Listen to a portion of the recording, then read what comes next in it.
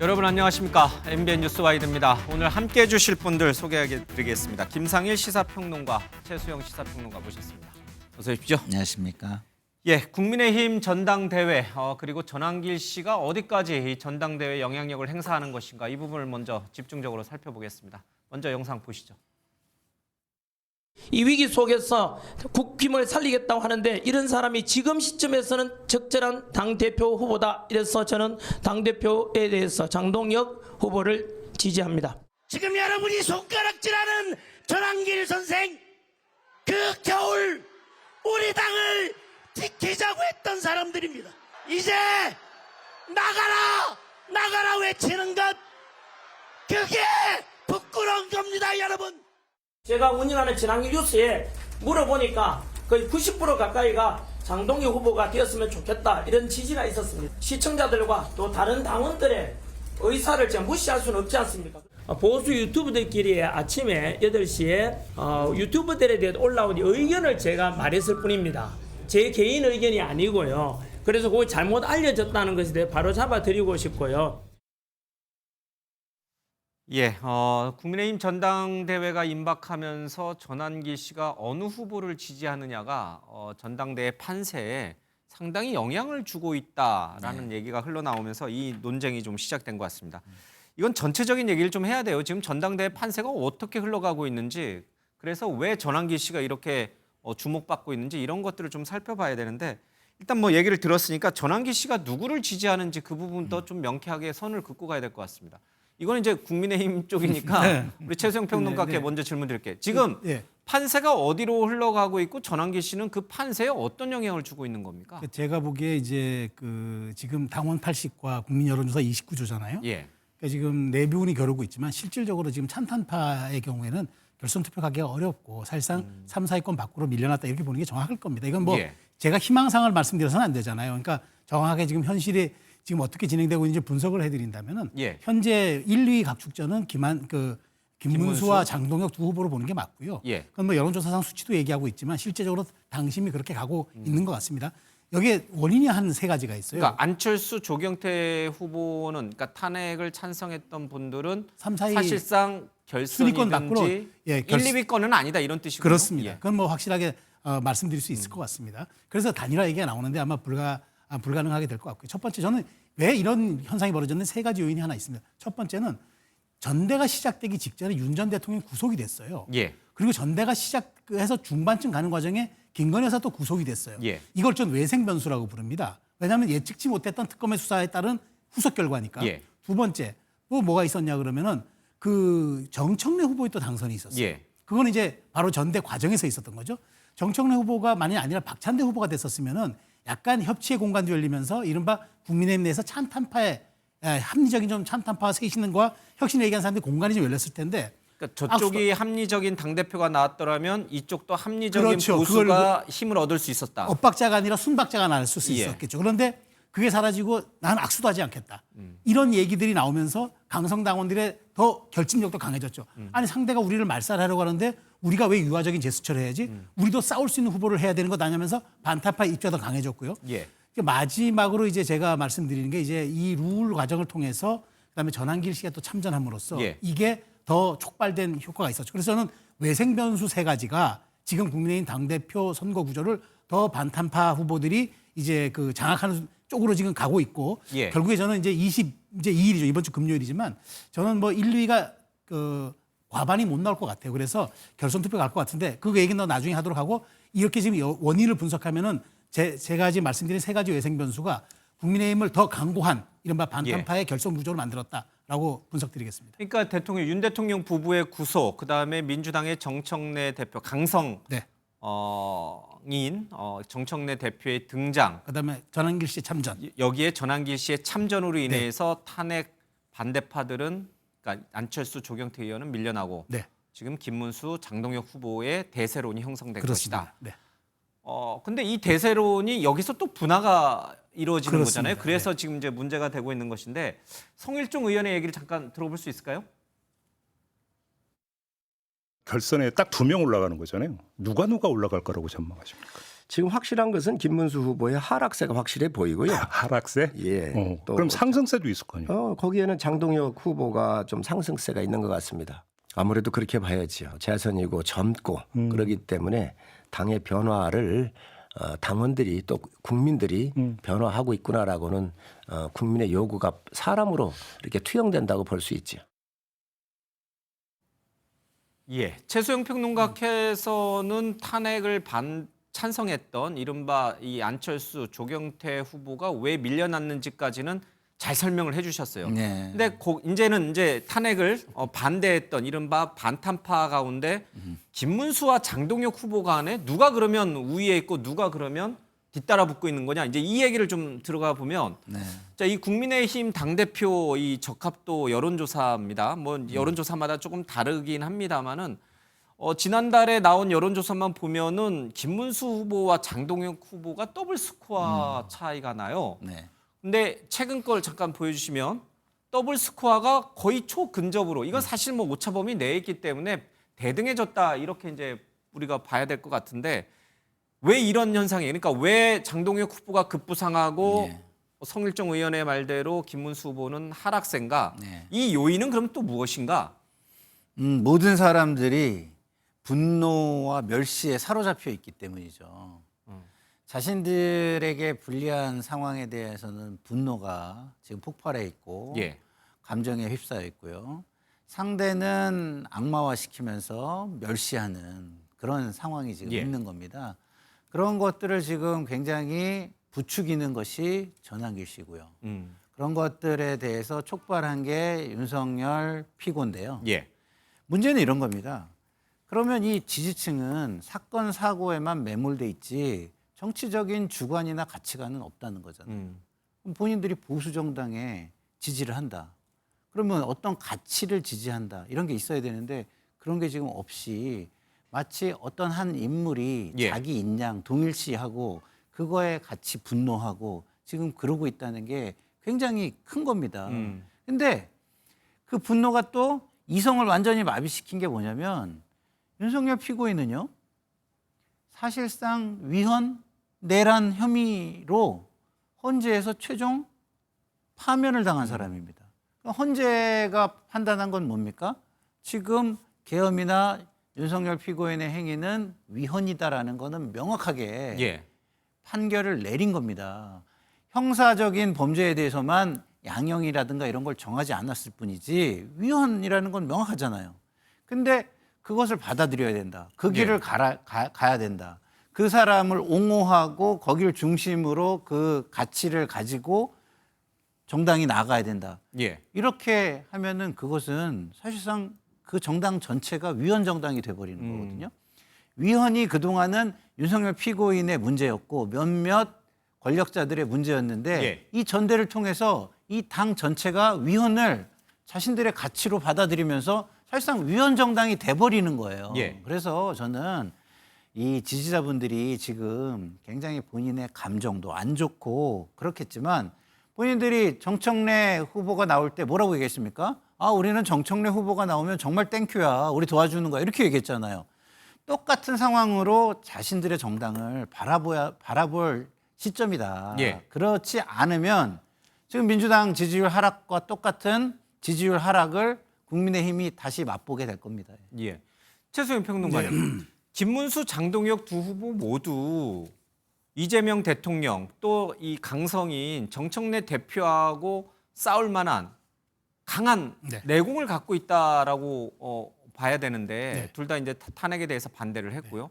도대체 둘 사이에 어떤 차이점이 있길래 전환길 TV 유튜버, 보수 유튜버 시청자들의 80% 90%가 장동혁을 지지하고 왜 김문수 후보를 지지하지 않는 것일까? 저는 두 가지 예.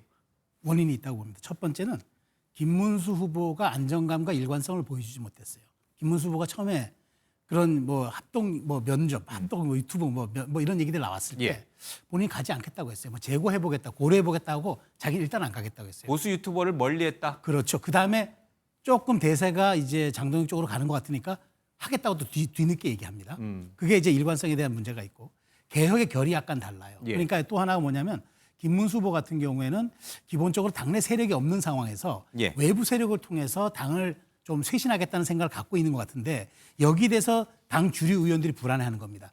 폭이 어떻게 될지, 또 대상은 어떻게 될지, 그리고 이제 그 원내 의원들이 아니라 원외에 있는 소수의 김문수 후보 측과 이제까지 관련이 있었던 사람들과 좀 친분이 있다 보니까 예. 이 사람들이 또 칼자루 어떻게 질까? 일종의 말하자면 예측하지 못하는 데 대한 불안감이 있는데 장동혁 후보는 안정감 있게 얘기합니다. 난 당을 지키겠다. 45명 그때 당을 지키러 갔던 그 의원들 옹의 부대에 대해서도 나는 책임 묻지 않겠다. 그러니까 그리고 이제 오히려 지금 우리에게 내부에 총질하는 사람들에 대해서 나는 당을 나가라고 하겠다. 아주 선명했어요. 처음부터. 그리고 이게 강화되면 강화됐지 줄어들지 않았어요. 예. 그게 저는 일종의 대세론에 또 약간 불을 붙였고 원내 의원들이 그 불안감을 해소하고 이른바 예측 가능한 혁신, 예측 가능한 쇄신이 되다 보니까 지지하겠다고 좀 눈덩이 효과가 있었던 것 같은데 김문수 후보는 좀 약간 오락가락하는 모습 보이면서 일관성을 잃었고 더더군다나 이번 과정을 통해서 단일화에 대한 질문이 나왔을 때도 한덕수 후보가 출마 안 했기 때문에 자동 단일화된 거다. 예. 라는 그 얘기가 굉장히 또 반발을 샀던 것 같아요. 그런 측면에서 저는 이제 호불호가 아니라 정확하게 지금 이 초반 대세론을 왜 김문수 후보가 여론조사처럼 극복하지 못했느냐고 얘기한다면 이 두 가지 요인이 저는 가장 크게 작용했다라고 저는 말씀드릴 수 있습니다. 최소영 평론가가 아시면서 일부러 얘기 안 한 부분이 하나 있는 것 같은데 제가 우리 평론가님께 지난 대선 후보 선출 과정에서 친윤계가 막판에 한덕수 후보 쪽으로 가면서 김문수 후보를 버렸잖아요. 그렇죠. 근데 결과적으로는 그걸 구테타라고 표현하는지 모르겠습니다. 구테타가 실패하면서 김문수 후보가 최종 대선 후보가 됐죠. 그렇죠. 친윤계로서는 김문수 후보가 늘 마음에 들지 않는 거예요. 그렇죠. 근데 이번에 또 나왔어요. 안 되겠다. 우리 말 잘 안 듣는 김문수보다는 그렇죠. 내년 지방선거도 있고 하니 우리 말 잘 듣는 장동혁을 밀자라고 맞습니다. 해서 네.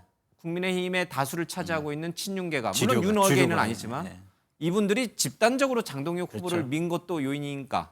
저는 그렇게 말씀을 드리려고 했죠. 이제 좀 말씀하신 부분이 있지만 김문수 후보 같은 경우는 컨트롤이 안 된다는 거예요. 주류가 현재 친윤계의 주류가. 친윤계의 지금 현재의 주류. 예. 다시 말해서 영남 TK의 주류들이 현역이 많잖아요.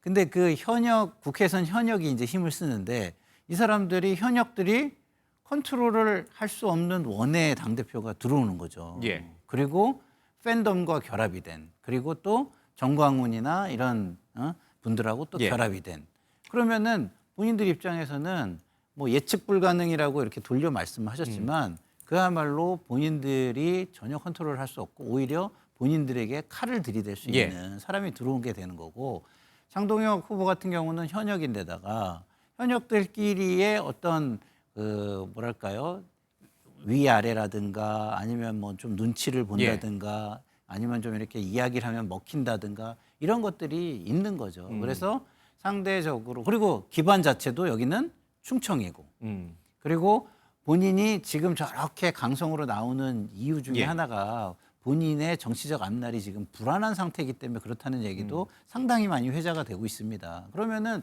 기반이 사실은 장동혁 후보는 별로 없는 겁니다. 예. 친윤 주류에 기대서 정치를 할 수밖에 없는 인사이기 때문에 그런 부분이 친윤 주류가 장동혁 후보를 미는 이유일 수 있다. 지금 말씀하신 그대로 저는 그렇게 생각합니다.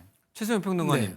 동의하십니까? 동의합니다. 네. 그러니까 제가 아까 예측 불가능, 제가 아까 이제 수사 약간 돌려 말한 이유는 뭐 그것이 이제 직접적으로 이제 친윤들이 예. 뭐 모여서 똘똘 뭉쳐서 장동을 밀었다 이렇게 분석하기 어렵고 그런 거죠. 그러니까 혹시 김문수 후보가 당선됐을 때 칼자루 쥐었을 때 이른바 TK 쪽 물갈이를 과감하게 한다거나 그러니까 예. 예측 또 이분이 이제 2012년인가 새누리당 그때 공천심사위원장을 할 때 상당 부분 많은 기득권들을 또 청산했어요. 그런 게 있기 때문에 혹시라도 불안감이 있고 장동혁 후보는 예측 가능하다는 얘기 뭐냐면 이미 얘기하는 것들이 쭉 일관성이 있었고 그다음에 예. 어떻게 하겠다의 청사진이 분명하거든요. 다시 말하면 우리 내부에 지금 현재 책임을 묻지 않겠다는 건 확실하게 했기 때문에 예. 여기에 대한 안정감이 있었다는 거죠. 그런 측면에 놓고 보니까 지금 이른바 현역 의원을 중심으로 한 과거 이제 구주류 세력들은 장동혁 후보를 미는데 이게 이제 제가 안대로 처음부터 그렇게 밀었는데 왜 이렇게 그러면 큰 폭으로 올라왔느냐. 일관성이 없었고 일관성이 있었고 그다음에 불안감과 공포 마케팅이 어느 정도 먹혔다 이렇게 보면 될 것 같습니다. 예. 전당대회의 시작은 찬탄파와 반탄파로 시작이 됐지만 이제 종반으로 가면서 반탄파는 그러니까 이제 찬탄파는 이제 밑에 수면 밑으로 내려갔고 이 탄핵을 반대했던 이 반탄파 두 분 사이의 신경전으로 2파전으로 이제 변질이 됐다. 그 속에는 말씀하신 것처럼 네. 다양한 친윤계의 당 주도권 싸움이라든지 여러 가지가 영향을 미치고 있다. 이제 이런 모양새가 됐군요. 자, 그래서 그런지 한 배를 타고 있는 한때는 같은 편이었지만 지금은 이제 5월 동주처럼 이제 서로가 적대적인 관계처럼 변해가고 있는 두 사람의 얘기를 좀 들어보겠습니다. 뭐 광화문에서 싸울 때나 모든 걸 알고 있으면서 그저 몇 마디 말에 그 혓바닥에 놀아나는 이런 판단은 옳지 않다.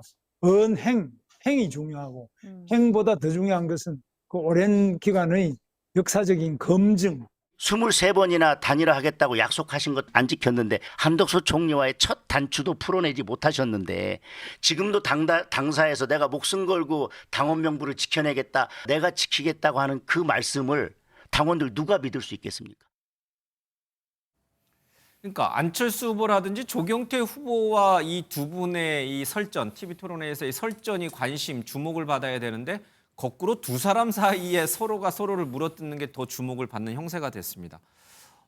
정말 이제 한덕수, 김문수 후보, 그러니까 옛 대선 후보 선출 때로 회귀한 건가요? 제가 볼 때는 그런 거보다는 지금 상황이 아까도 제가 말씀을 드렸지만 자신들의 어떤 분노에서 헤어나오지를 못하는 것 같아요. 그러니까 지금 선동에 다 넘어가고 있고 이제 그런 것 같은데 뭐 그걸 회기라고 하면 이제 회기인 건데 제가 찬탄, 반탄 이렇게 얘기하시니까 민주당의 일원으로서 이렇게 말씀을 드리고 싶어요. 그게 어떻게 찬탄, 반탄입니까? 지금 결과가 나왔는데 결과가 나왔잖아요. 그럼 이제는 위헌, 합헌 이렇게 나누는 게 맞아요. 위헌파냐, 합헌파냐, 그죠? 자, 헌재 결정에 이게 분명히 위헌이라고 얘기했는데 그 반대하면 그건 위헌파예요. 그 사람들이 위헌 세력입니다. 위헌 정당이 돼가고 있는 거예요. 그 정도로 지금 정치가 갈등을 먹고 살고 상대방을 죽이는 데만 매몰이 돼 있어서 자신들이 무엇을 하고 있는조차 무슨 일을 하고 있는지조차도 인식을 지금 못 하고 있는 상황이다. 저는 그런 생각이 들고 그런 분노 속에서 뭐 저희 민주당의 또 당대표께서 좀 불을 지핀 게 있긴 있죠. 있긴 있는데 그게 뭐 이유라고 한다면 정말 그거는 성인도 아니고 자기 생각도 없는 사람들인 거예요. 알겠습니다. 그렇지 않습니까? 예. 정청래 대표가 뭐 야당 대표하고는 악수도 안 하겠다라고 하니까 그럼 우리도 아주 힘센 투사를 좀 당대표로 뽑자. 아마 그런 이미지가 국민의힘 당원들 머릿속에 좀 자리 잡고 있는 게 아닌가 싶습니다. 최수영 평론가님 어떻게 됩니까? 이렇게 지지율이 나오면은 이번 금요일 날 선출하게 되는 당대표 선거는 1차가 아니라 결선 투표까지 갈 가능성이 높은 건가요? 그렇죠. 저는 26일 날 선출될 것 같아요. 다음 주 화요일 날. 그러면 두 사람이 현재 이 지지율 추세대로 1, 2위로 해서 과반을 득표한 사람이 없어서 결선 투표를 간다라면 결국 이 두 사람이 구애의 손길을 내밀어야 될 사람들은 안철수, 조경태, 이른바 탄핵을 찬성했던 분들의 표잖아요. 네. 그분들의 표를 구애한다는 게 또 굉장히 모순적입니다. 모순적이기도 하고 쉽지도 않을 거예요, 현실적으로. 그리고 이른바 안철수, 조경태 후보를 지지했던 분들은 아마 기권할 가능성이 있죠. 참여 안 하겠죠. 그러면 이제 결국 이제 있는 것에 대한 총합과 그다음에 그 상대의 것을 더 갖고 오는 더 강성 발언이 저는 있을 거라고 봐요. 그러니까 22일은 이제 금요일은 제가 보기에 이제 지금 이 추세라면은 최소한 지금 여론조사에서 과반이 나오려면요 압도적인 단독 선두가 있어야 돼요. 그런데 지금 압도적인 단독 선두가 없다는 얘기는 과반이 안 나온다는 얘기예요. 그러면은 지금 결선 투표 간다는 건데 그러면 생각해 보십시오. 금요일 날이 안 나오면 화요일이면은 토, 일, 월이라는 3일에 이제 휴지기가 있잖아요. 그 사이에 무슨 일이 벌어질 수 있을까? 저는 그 사이에 더 강력한 메시지가 나갈 겁니다. 양 후보들이 서로를 향한. 그렇죠. 나가면서 더 강성 지지층에 소구하는 굉장한 또 그 이제 목소리들이 커질 겁니다. 근데 또 그 위에 그 사이에 뭐가 있을까요? 그 사이에 뭐가 있냐면 특검 수사가 더 이제 압박이 들어올 겁니다. 그렇다면은 그 사이에 이제 말하자면 유화적인 당원들, 개혁 쇄신을 바라는 당원들이 마음을 쓰거나 결집할 수 있는 가능성은 전혀 더 사라지고 오히려 더 강한, 그다음에 누가 더 강하냐를 보여주는 이제 싸움이 될 겁니다. 그렇게 된다 그러면은 저는 지금의 추세, 우리가 원래 흐름을 놓고 볼 때 추세를 보잖아요. 근데 지금 저 성일종 의원이 얘기했지만 그래서 저는 장동혁 의원의 추격세가 굉장히 거세고 그다음에 이제 저 쇄신파 두 분에서 이탈했던 분들이 그러면 김문수로 갈 것이냐 장동혁으로 갈 것이냐 만일 조금이라도 더 간다면은 이제 그 차이를 통해서 승부가 갈릴 건데 그 캠페인을 이제 두 후보가 어떻게 전개할 건지도 관심거리죠. 예. 안철수 조경태 두 후보의 후보 단일화가 오늘 무산됐다라고 네. 조경태 후보가 공식적으로 선언을 했는데 두 사람의 후보 단일화는 전혀 영향을 못 주는 건가요? 그렇죠. 왜냐하면 이제 내일하고 모레 이제 예. 여론조사입니다. 여론조사인데 저는 생각해 보면 두 사람들이 결이 다른 단일화를 얘기했기 때문에 안 돼요. 이른바 특검 수사를 통해서도 조경태 후보는 나는 적극 조사 받아서 가고 내란 동조자 우리 안에 있으니까 예. 색출해야 된다 얘기하고 안철수 의원은 특검 수사 과잉이다 싶어서 본인이 문자 공개까지 하면서 맞섰잖아요. 그리고 이쪽에서는 조경태 의원은 우리 45명 정도 옹이파들은 정말 책임 물어야 한다고 얘기하지만 안철수 의원은 일단 우리 계엄 사태부터 우리가 예. 내부적으로 정리하자. 약간 좀 순화돼 있죠. 그러다 보니까 이 두 지지층 결합한다 해도 이게 시너지가 나지 않을 뿐더러 가장 결정적인 거. 안철수 의원은 여기서 또 단일화 논쟁에 휘말리잖아요. 그럼 도대체 저 사람이 단독으로 치를 수 있는 선거는 무엇인가? 단일화 빼고는 안철수 의원은 할 수 있는 게 없나? 라는 본원적 질문에 직면하게 되니까 손해보더라도 이번은 고하는 게 맞다. 예. 그렇기 때문에 단일화는 불가능한 거죠. 조경태 안철수 후보의 단일화 뒤에는 한동훈 전 대표의 강력한 촉구가 있었거든요. 이대로 당이 탄핵을 반대했던 이런 강경 보수파들에게 넘어가서는 안 된다. 이게 이제 한동훈 전 대표의 일성이었는데 이렇게 후보 단일화조차도 무색해지고 예. 그리고 실제로 지금 김무수냐 장동영이냐의 싸움으로 흘러가면 한동훈 전 대표는 역사의 뒤안길로 사라져가는 건가요? 어떻게 되는 건가요? 그럴 수 있는 가능성이 있죠. 그렇지만 이제 지방선거가 있고 그 선거 결과를 받아들었을 때 예. 국민의힘의 당원들과 국회의원들이 자기 선거도 위험하다라고 예. 한다면 조금 변화가 있을 여지도 없지는 않을 겁니다. 그리고 또 우리가 지금 뭐 우리 최수영 평론가님 말씀을 기반으로 얘기를 하고 있기 때문에 그렇지만 국민의힘이라는 정당이 상당히 건강한 모습을 보여줄 때가 있었단 말이에요. 이준석을 선출해낼 때라든가 한동훈 전 대표가 대통령하고 맞서고 있는 상황에서도 한동훈 대표를 선출해낸다든가 예. 이런 상황이 있었거든요. 그렇기 때문에 지금이라도 제가 볼 때는 명확함을 가지고 호소를 하면 가능성이 전혀 없다고만 볼 수 있는 것인가. 유보층이 상당히 있고 선거에 임하지 않으려고 하는 사람이 상당히 있을 텐데 그렇다고 한다면 한동훈 전 대표는 지금이라도 뭐 이것저것 재지 말고 전면에 저는 나서야 된다고 봐요. 사실은 저는 한동훈 전 대표가 이번 선거에 김문수 후보가 나온다면 저는 출마하는 게 맞다고 봤거든요. 안 그러면 지금 말씀하신 대로 그 세력 자체가 우리 당에도 친문들이 되게 세력이 셌는데도 이런 식으로 하면서 무너져가는 것을 우리가 봤거든요. 똑같은 길을 걸을 수가 있다라는 점에서 지금이라도 한동훈 전 대표는 할 수 있는 일을 예. 모든 일을 다 하기 위해서 전면에 나서야 된다는 생각이 듭니다. 알겠습니다. 어느 순간 한동훈 전 대표가 이제 국민의힘 내부의 합리적인 보수를 대변하는 위치로까지 갔습니다. 이게 본인에게 독이 되는 건지 득이 되는 건지는 지금은 잘 모르겠어요. 어쨌든 지금 전당대회는 탄핵을 반대했던 분들 위주로 흘러가고 있으니까요. 알겠습니다. 이 국민의힘 전당대회가 이런 이제 형태로 흘러가고 있다는 큰 숲을 저희가 얘기를 했습니다. 다시 원점으로 돌아가서요. 그럼 이 숲 속에 있는 이 삐쭉 휘어져 있는 나무 한 그루 전환기 씨 얘기를 좀 해봐야 될 것 같습니다. 전환기 씨가 도대체 뭐길래 이렇게 국민의힘 전당대회를 들었다 놨다 하는 거냐? 그 뒤에는 어떤 힘이 숨어 있는 것인지 좀 봐야겠습니다. 직접 영상 잠깐 보겠습니다. 전환길에 대해서 징계하는 것은 옳지 않다라고 하셨고 경고 조치로 끝났지 않습니까? 그러니까 저는 다가올 8월 20일 전당대회 그때는 저도 좀 들어가게 좀 해주십시오. 김 후보님 뭐 어떻습니까? 뭐 어떤 제가 답할 성질은 아닌 것 같습니다. 네 알겠습니다. 최수영 평론가님. 저기 지금 국민의힘 당사에서 이제 특검의 압수수색에 대비해서 농성을 하고 있는 이 김문수 후보가 주인공이 아니고 이 전환길 TV에 김문수 후보가 출연한 것처럼 모양새가 비춰집니다. 그리고 답변도 굉장히 지금 애매모호한 상황이 돼버렸어요. 어떻게 저런 상황이 연출되죠? 그러니까 지금 당대표 후보는 김문수 후보지 전환길 씨가 아니지 않습니까? 그렇죠. 그러니까 이번 전당대회에서 예. 전환길 씨를 한마디로 저는 표현을 하면요. 전당대회 씬스틸러다. 모든 것을 사로잡은 저 그야말로 주인공은 아니었지만 예. 정말 모든 사람 힘을 집중시킨 씬스틸러가 되어버렸습니다. 아마 그 대종상이 있어서 나무주연상을 준다면 아마 받을 수도 있을 그런 지금 상황이 되어버렸는데 원래 주연 배우는 아닌데 아니었- 조연이 아니었죠. 나타나가지고 그렇죠. 갑자기 예. 모든 사람의 이목을 집중시켰는데 예.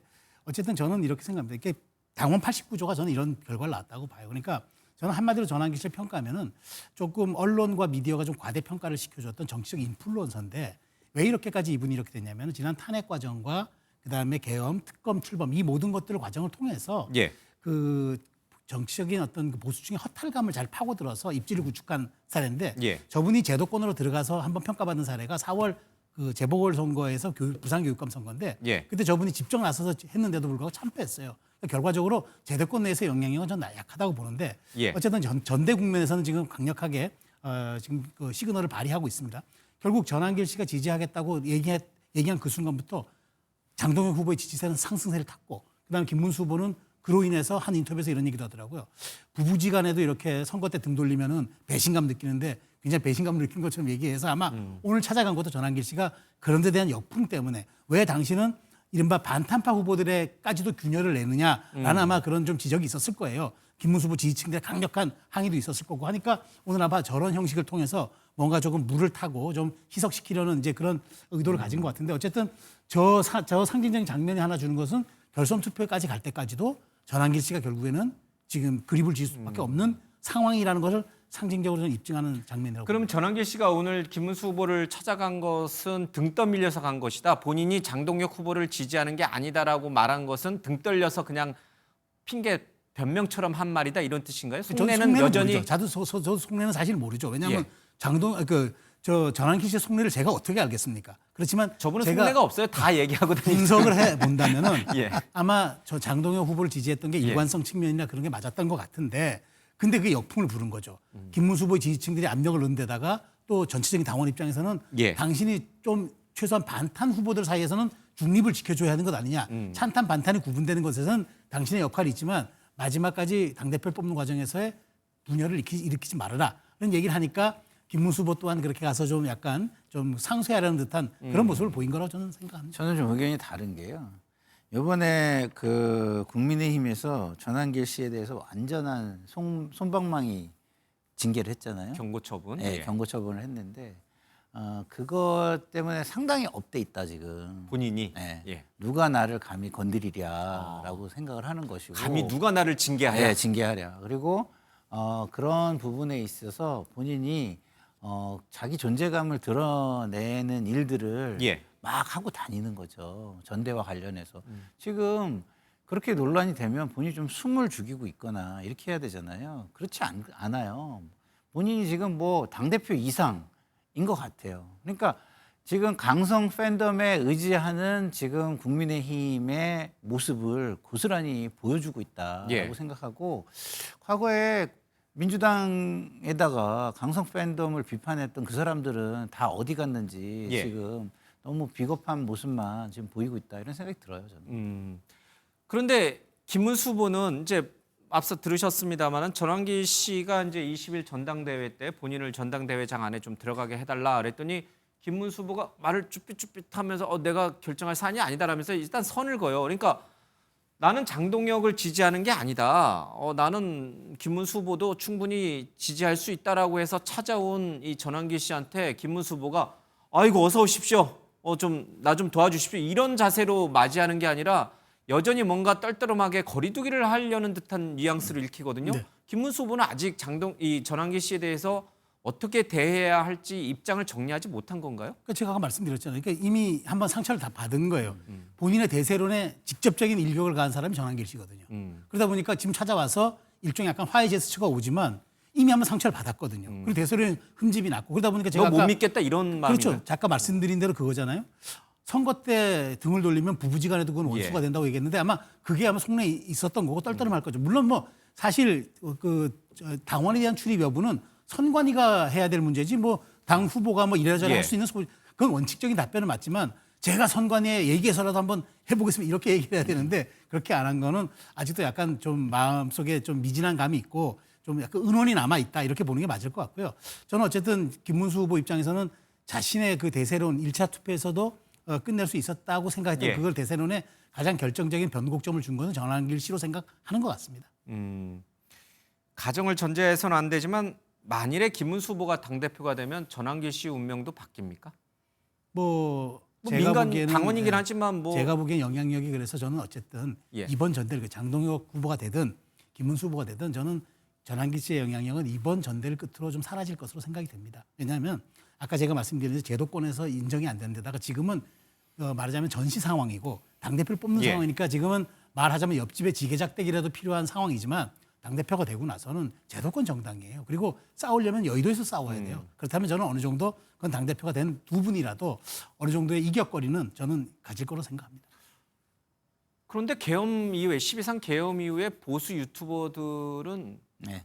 그러니까 계엄을 옹호하고 탄핵을 반대하고 이런 보수 유튜버들, 강성 보수 유튜버들 사라지지 않았잖아요. 많이 사라지죠. 네, 저는 지금 우리 굉장히 최소영 평론가님께서 희망 사항을 말씀하셨다고 봐요. 그리고 그 희망 사항에 저도 전적으로 같은 희망을 가지고 있습니다만은 우리 민주당의 모습도 똑같잖아요. 강성 지지층이 당내 선거를 좌지우지하고 당내 공천을 좌지우지하는 상황입니다. 그렇다고 한다면은 이제 지방선거 공천과 관련해서도 또 개입하려고 막 하지 않겠습니까? 뭐 후보 품평도 하고 면접 보라고 예. 하고 그럼 또 후보들은 거기 달려가 가지고 지지를 얻으려고 하고 이런 모습들이 드러나지 않겠어요. 그러면은 국민의힘은 위헌 정당이자 그 보수 유튜버에게 휘둘리는 예. 강성 팬덤에 휘둘리는 본인들이 그동안 계속 비판해왔던 그 모습을 똑같이 가는 그런 정당으로 전락할 것으로 저는 봅니다. 알겠습니다.